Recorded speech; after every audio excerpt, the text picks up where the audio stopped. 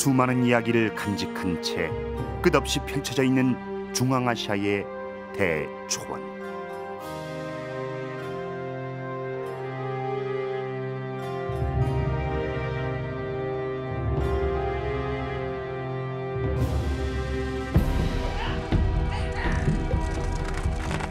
(1300여 년 전) 이 초원을 달려간 2명의 고구려 사신이 있었다.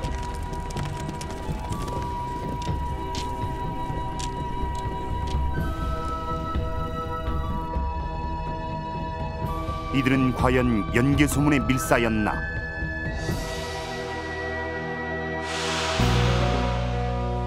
아프라시압 궁전벽화 고구려 사신도의 비밀은 무엇인가?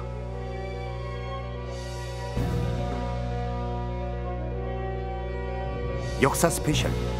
연개소문은 왜 투르크에 사신을 보냈나?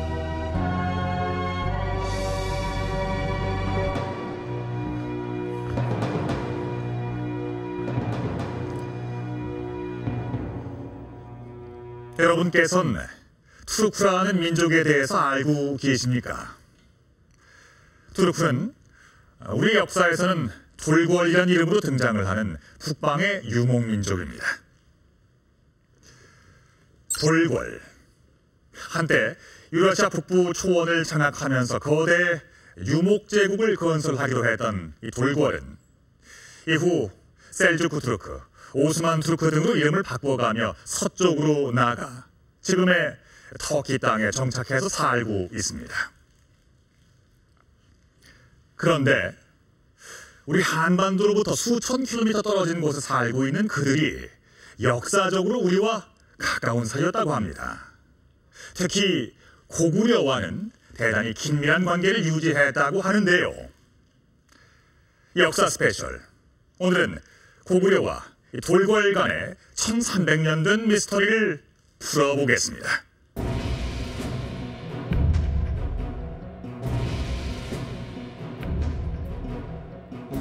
우리나라에서 5000km 떨어진 우즈베키스탄의 사마르칸트.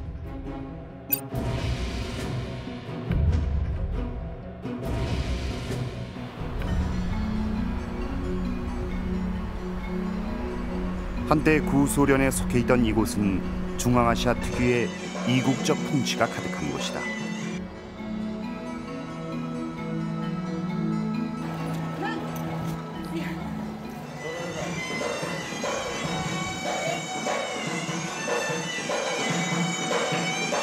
우즈베키스탄 제2의 도시라고는 하지만 산업화의 때가 덜 묻어 숨박혀 보이는 사람들.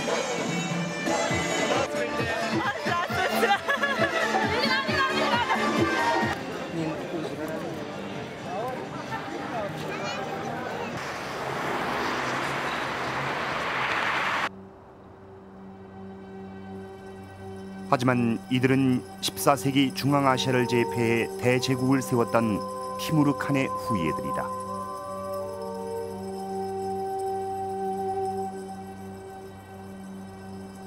그들은 한때 실크로드의 무역을 장악했었고 그 부를 원천으로 삼아 찬란한 도시를 건설했다. 여전히 건재한 장엄한 모스크는 이들의 화려했던 과거를 웅변하고 있다.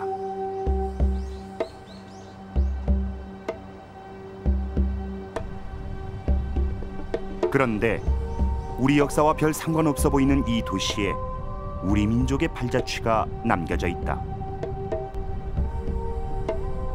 지금은 폐허가 돼버린 7세기의 아프라시압 궁전 유적지.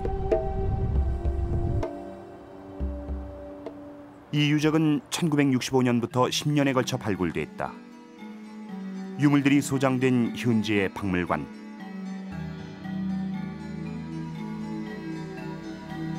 유물들 중 가장 중요한 것은 벽화다.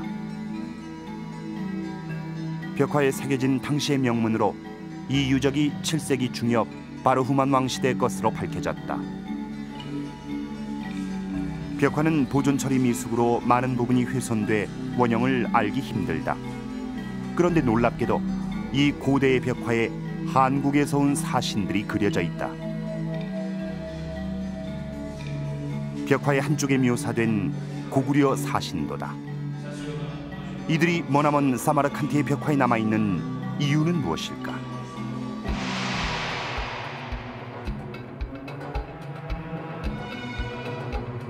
이 벽화의 비밀을 풀어볼 수 있는 귀중한 기회가 생겼다. 그 당시에 이 다음에 최근에 죽었던 마시아께서 2009년 10월 19일 국립중앙박물관 전문가와 언론을 대상으로 한 발표회가 열렸다. 소구드 상인들의 같은 동서교육 우즈베키스탄 정부의 허락을 얻어 이 벽화를 발굴할 당시에 그린 모사도가 국내에 들어온 것이다. 그 동물 가죽으로 만든 옷을 입고 있고, 그래서 저 사람들이 이제 티벳 아니면은 산악지대 사람들 이렇게 설명을 하고 있고, 그 뒤에 이제 그 노란 옷을 입고 칼을 차고 있는 조우관에서 인물들이 바로 한국 사람이라고 얘기를 하는 거죠. 발굴 당시 원화와 똑같이 현장에서 직접 그린 모사도. 이 모사도는 벽화 원본을 정확히 반영한 하나뿐인 자료다. 우리에게 가장 큰 의미를 갖는 고구려 사신도. 이들을 고구려 사신으로 보는 이유는 과연 무엇일까?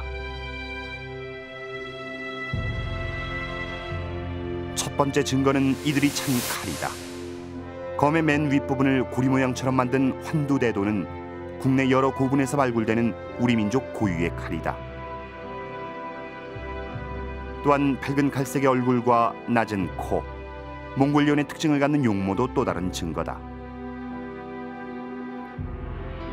가장 결정적 증거는 이들이 머리에 한 장식이다. 새깃털 2개를 꽂아 놓았다 하여 조우관이라 이름 붙여진 이 모자가 움직일 수 없는 증거다.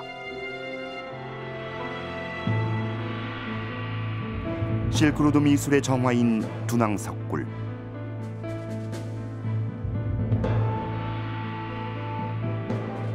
둔왕의 220호 석굴엔 또 다른 고구려 사신도가 그려져 있다. 이 고구려인도 조우관을 쓴 모습이다.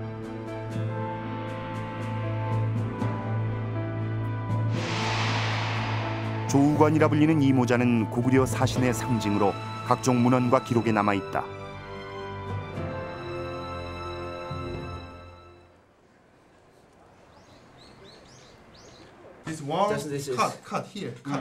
카이스트 문화기술대학원에서는 이 벽화의 모사도를 바탕으로 궁전벽화 전체를 복원하려는 프로젝트를 진행하고 있다.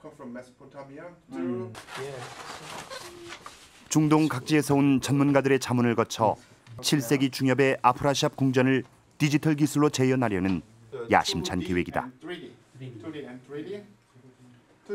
In this type of buildings, there is no many floors, just one floor. The architecture of that period mainly based on mud bricks. We have some outlines for for some of the shapes, and from the outlines we can trace some of the shapes itself. This means the man. 과연 이들에 의해 그 옛날에 화려했던 궁전과 벽화가 되살아날 수 있을까? We have no enough information, but maybe sometimes we can use imagination to complete some parts, but we are not sure about these parts. So to restore these paintings 100%, I think it is impossible. But we will try, and our team will try, and there must be some parts for imagination. 1300여 년 전 중앙아시아 초원을 가로지르고 사막을 횡단해 서역으로 갔던 고구려 사신.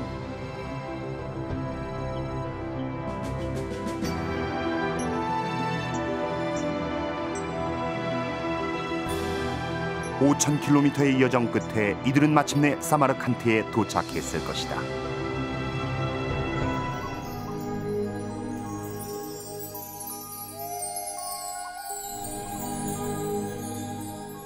서기 650년에서 655년 사이 사마르칸트를 지배했던 바르후만 왕. 아프라시압 궁전에 그의 치세를 기념하는 벽화가 그려졌다.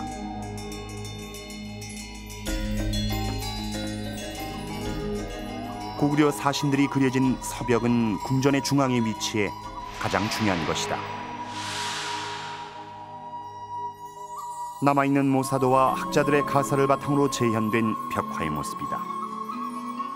1300여 년 전에 화려했던 벽화가 되살아난다. 당시 이 지역 사람들은 동서무역에 종사하며 번영을 구가했다. 그만큼 외교 관계도 복잡했다. 바르우만 왕과 서돌골 가한에게 조공을 바치려는 각국의 사절들. 당나라, 아프가니스탄, 차가니아, 타슈켄트 등에서 온 사신들은 저마다의 임무가 있었을 것이다.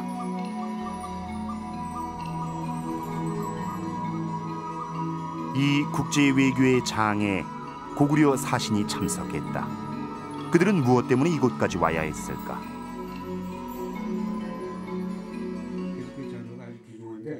오랫동안 벽화를 연구해온 중앙아시아사의 권위자 권영필 교수는 이들이 연개소문이 보낸 사신일 가능성이 높다고 주장한다. 650년 전 그리고 당이 고구려를 침략한 645년 그 사이쯤에 아마도 연개소문은 이것은 어떤 넓게 봐야 한다, 이 시각을. 그렇게 해서 그쪽으로 사신을 파견한 게 아닌가 그런 생각이 듭니다. 벽화에 그려진 고구려인들은 과연 연개소문이 보낸 사신들일까?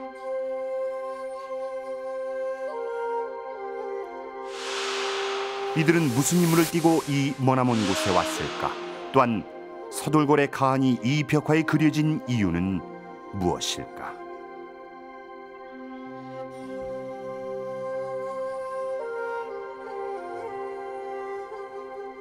어떻습니까? 1300여 년 전 고구려 시대 사신들의 생생한 자취가 느껴지지 않으신가요? 이 벽화는 640년에서 660년 사이에 그려진 것으로 추정됩니다. 당시 국제 정세를 살펴보면 당나라가 중원을 통일하고 그리고 주변의 유목 제국을 제압함으로써 크게 위세를 떨친 시기입니다. 당시 고구려는 연개소문이 권력을 장악하고 있었죠. 독재자로 또 뛰어난 장수로 널리 알려진 연개소문. 과연 그가 처했던 상황은 어떤 것이었을까요? 서기 642년 고구려.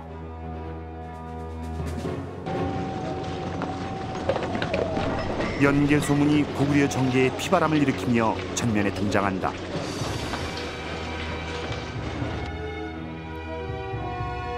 당시 고구려는 영유왕이 통치하고 있었다. 놀랍게도 연개소문은 영유왕과 그 수하 100여 명을 죽이며 군사 쿠데타를 일으켰다.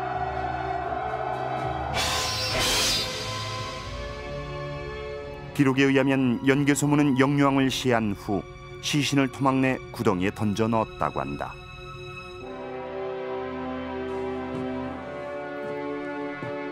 그 후 보장왕을 옹립하고 스스로 막리지에 오른 연개소문.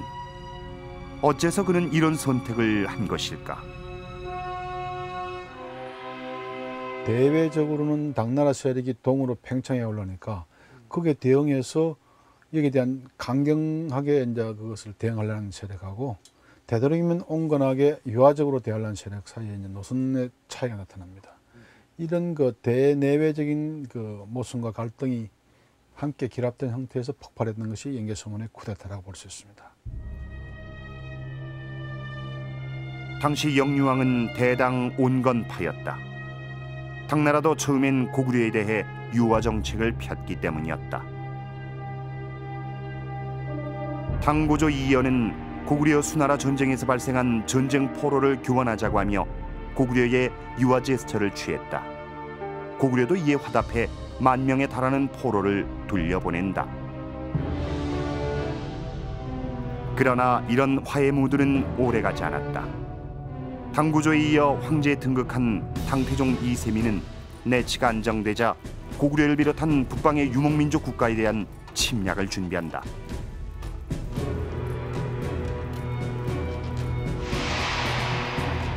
(630년) 당태종은 북방을 장악하고 있던 동돌궐의 길리가한을 사로잡는 데 성공한다.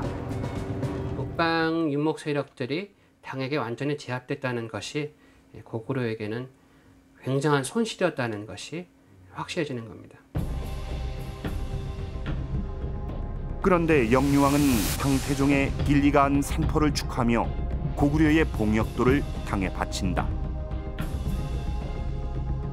641년 당나라는 직방랑중 직위를 가진 진대덕을 고구려의 사신으로 보낸다. 十方郎中是兵部一个官员，兵部就相当于外交部和公安部，但直方郎中他主要管的军事地图、关卡这类的这样一个职务。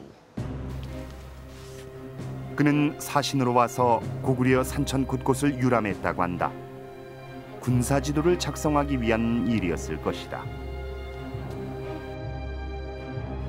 고구려 영유왕은 그를 최고의 예우를 갖추어 대접한다. 고구려 최고 직위인 대대로가 그를 3번이나 방문했다고 한다. 영유왕과 온건파는 당과의 마찰을 최대한 줄이고자 하는 의도였을 것이지만 이런 일련의 사건들은 강경파들로서는 받아들이기 힘든 일이었을 것이다. 당나라는 635년 서쪽의 토요콘을 멸망시키고 640년엔 고창국을 점령했다. 이제 남은 것은 고구려뿐. 당나라를 적대시하고 싶지 않은 영유왕의 의도와는 달리 당시 국제 정세는 점점 더 전쟁을 향해 나아가고 있었다. 결국 연개소문을 중심으로 한 강경파가 쿠데타를 일으켜 영유왕을 죽일 수밖에 없었던 것은 이런 국제 상황 인식에 기초한 것이었다.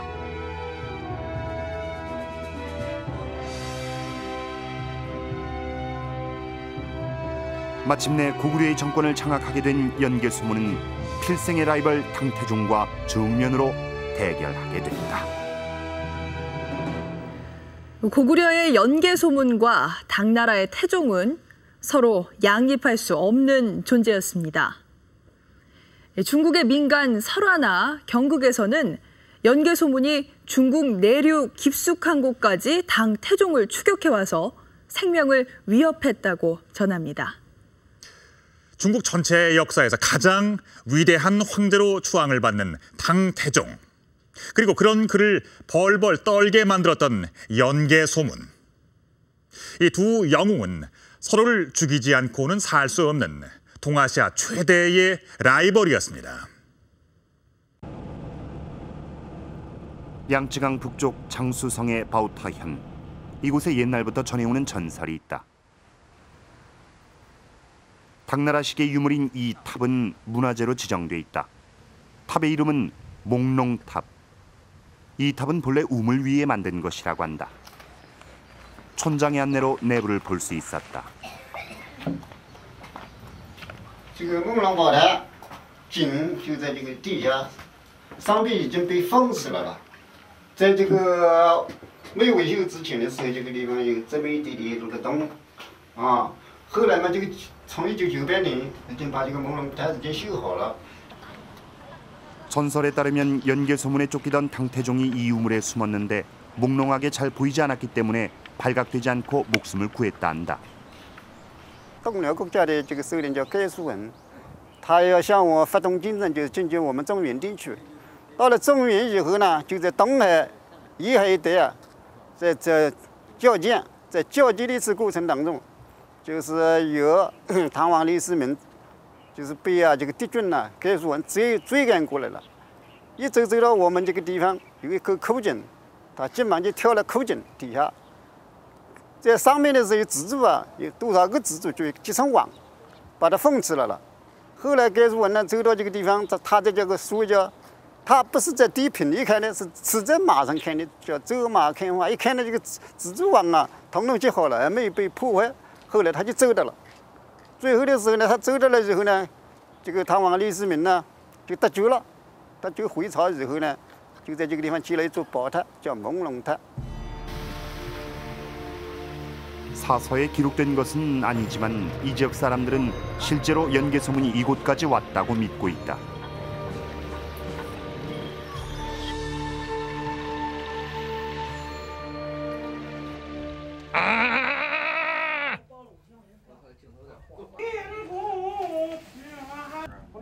중국의 대표적인 전통 악극인 경극. 배우들이 공연 준비에 한창이다.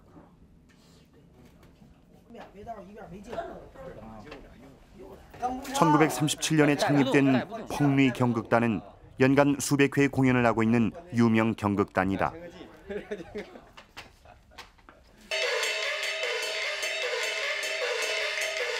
이들이 오늘 공연할 경극은 살사문. 여기엔 연개소문과 당태종이 등장한다.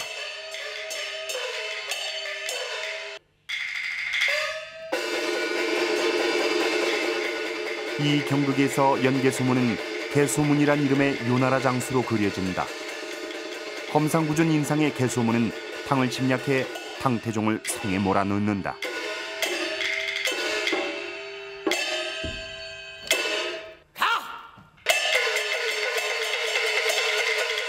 곤경에 처한 당태종은 구원병을 요청한다.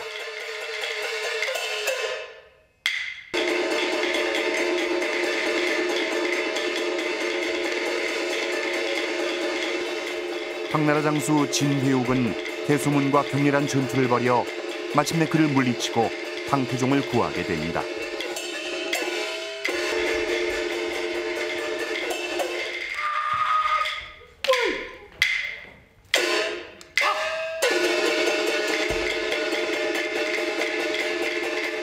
연개소문이 요나라 장수로 그려지는 것과 당나라를 침략한다는 내용 등은 역사적 사실과 전혀 다르다. 아마도 고구려와의 전쟁을 미화하기 위한 설정일 것이다.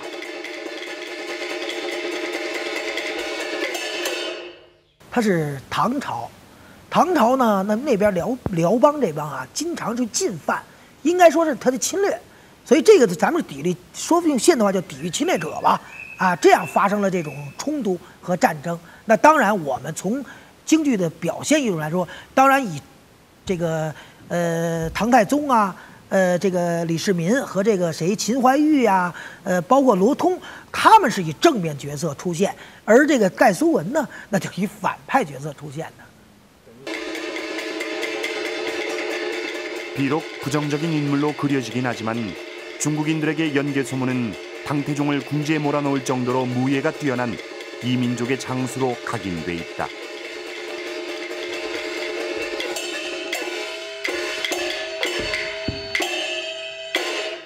为什么呢？因为盖苏文是辽将，辽将呢，这个西辽那边一般的就是比较粗鲁，这人武艺高强，而且比较粗壮，所以这样呢，我们用这个京剧五花脸的脸谱勾勒，还把他这个整个的扮相，这个通过扮相的勾画，那么更能突出表现盖苏文这种形象和他比较这个高超的武艺。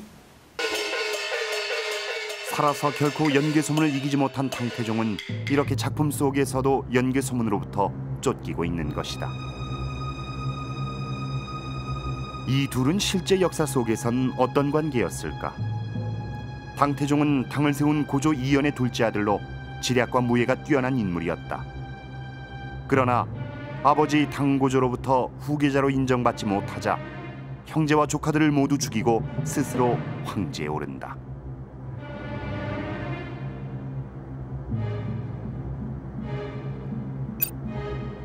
그는 주변 유목제국마저 평정해 천가한이란 칭호를 얻는다. 천가한이라 그러면 이 당태종이 중국적 세계와 유목민들의 초원의 세계를 아울르는 지배자가 된다. 이런 얘기가 되죠. 이 중국적 세계와 북아시아의 유목민 세계를 함께 아우르는 그야말로 이제 세계 최고의 이제 정치적 지위를 획득했다 하는 그런 의미가 되겠죠. 그런 그에게 유일하게 머리를 조아리지 않은 세력이 고구려의 연개소문이었다.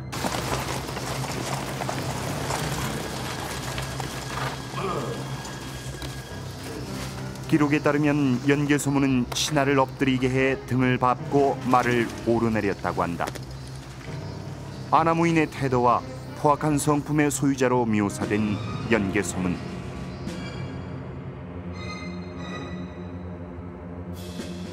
그러나 단제 신채호는 그를 4000년 역사에서 첫째로 꼽을 만한 영웅으로 보았다. 고구려의 자주성을 지키며 당과의 관계에 있어서도 전혀 굴복하지 않았기 때문이었다.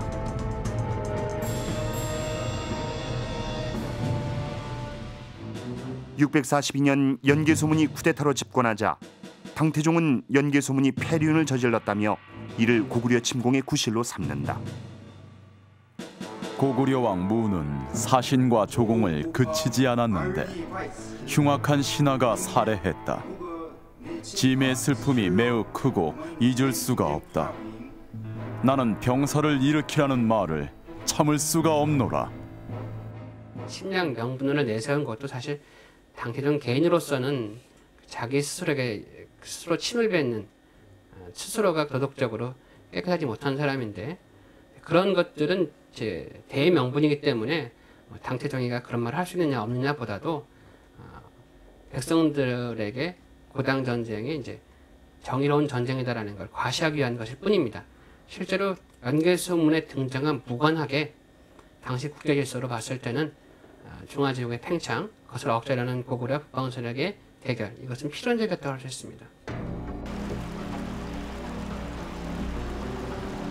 고구려를 침략하기로 마음먹은 당태종은 많은 신하들의 반대에도 불구하고 전쟁 준비를 시작한다.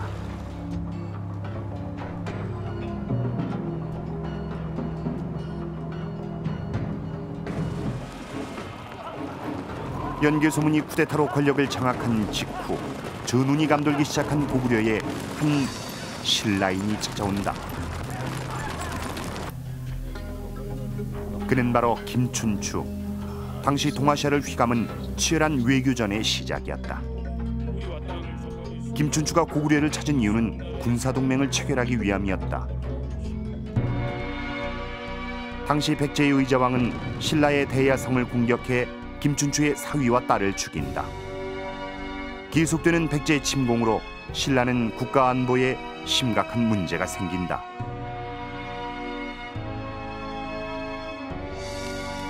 그러나 고구려의 구원병을 청하러 온 김춘추는 오히려 연개소문에 사로잡히고 만다.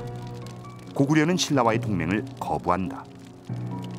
삼국 간의 관계에 있어서 연개소문은 신라의 제의를, 평화제의를 거부한 뒤에는 자연히 신라와의 전쟁을 하게 될 거고, 그 과정에서 이제 백제와는 상대적으로 우호적인 입장을 취하였던 것으로 뒤에 사실이 그렇게 나타나죠.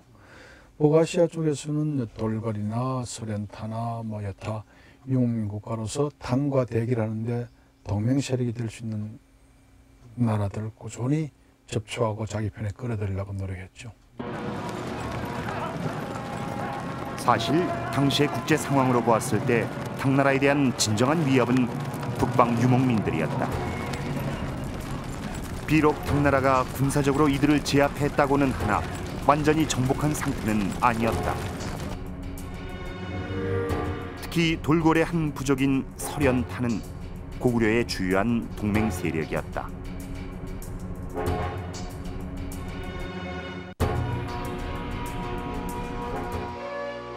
연개소문은 서련타에 사신과 물자를 보내 동맹을 제의한다.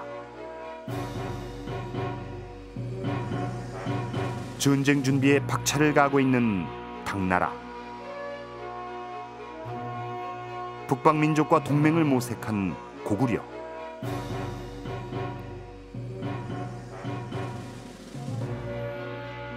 고구려와 당나라의 대결을 주목한 북방 유목민족.